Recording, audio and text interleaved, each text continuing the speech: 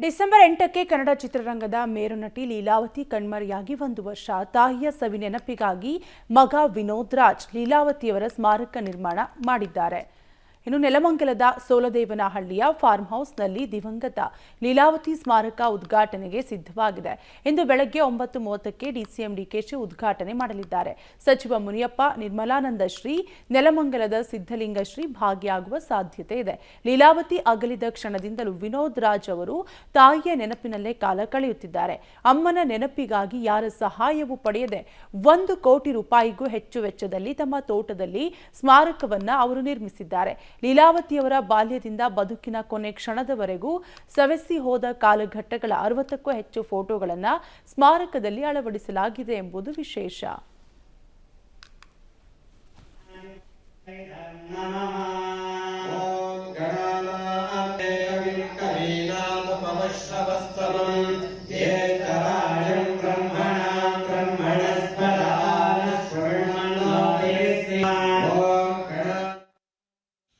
ತಾಯಿಯೇ ದೇವರು, ತಾಯಿಯೇ ಎಲ್ಲ, ತಾಯಿಯೇ ಸರ್ವಸ್ವ ಅನ್ನೋ ನಿಟ್ಟಿನಲ್ಲಿ ಇರುವಂತಹ ನಟ ವಿನೋದ್ ರಾಜು ತಾಯಿಗೋಸ್ಕರ ಒಂದು ದೇಗುಲವನ್ನೇ ನಿರ್ಮಾಣ ಮಾಡಿರುವಂಥದ್ದು.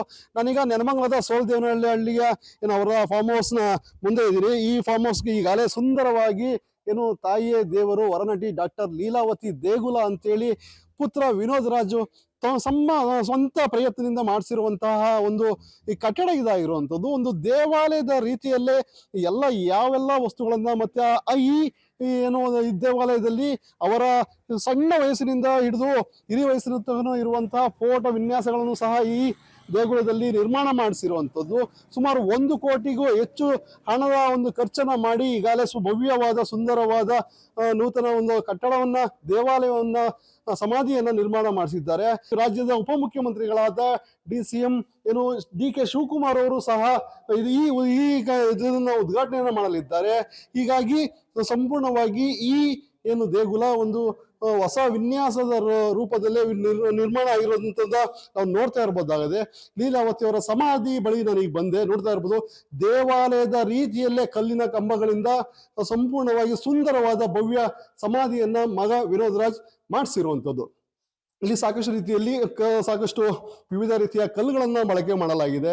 ನೋಡ್ತಾ ಇರ್ಬೋದು, ಒಂದು ಬಿಳಿಯ ಕಲ್ಲಿನ ಇದನ್ನ ಸಮಾಧಿ ಮೇಲೆ ಹೊದಿಸಿರುವಂಥದ್ದು, ಅವರ ಫೋಟೋವನ್ನ ಅಲ್ಲಿ ಇರುವಂಥದ್ದು ಈ ರೀತಿಯಲ್ಲಿ ಒಂದು ಮೇರು ನಟಿಯ ಒಂದು ಚಿತ್ರವನ್ನ, ಒಂದು ಭವ್ಯವನ್ನ ತನ್ನ ಮಗ ಅವರ ಆಸೆಯಂತೆಯೇ ನಿರ್ಮಾಣ ಮಾಡಿರುವಂಥದ್ದು ನಾವು ನೋಡ್ತಾ ಇರಬಹುದಾಗಿದೆ. ನೆಲಮಂಗಲದ ಸೋಲದೇವನಹಳ್ಳಿಯಲ್ಲಿ ಈಗಾಗಲೇ ಎಲ್ಲಾ ರೀತಿಯ ಸಿದ್ಧತೆಗಳು ಸಂಪೂರ್ಣವಾಗಿ ಮುಗಿದಿರುವಂಥದ್ದು. ಈ ಸಮಾಧಿಯನ್ನ ರಾಜ್ಯದ ಉಪಮುಖ್ಯಮಂತ್ರಿಗಳು ಉದ್ಘಾಟನೆ ಮಾಡಲಿದ್ದಾರೆ. ಸಾಕಷ್ಟು ನಟ ನಟಿಯರು ಸಹ ಇಲ್ಲಿಗೆ ಬರುವಂಥದ್ದು. ಈ ಕಾರ್ಯಕ್ರಮದಲ್ಲಿ ಸಾಕಷ್ಟು ಜನ ಸೇರುವಂತ ನಿರೀಕ್ಷೆ ಕೂಡ ಇರುವಂಥದ್ದು. ಪಬ್ಲಿಕ್ ಟಿವಿಗಾಗಿ ಪ್ರಕಾಶ್, ನೆಲಮಂಗಲ.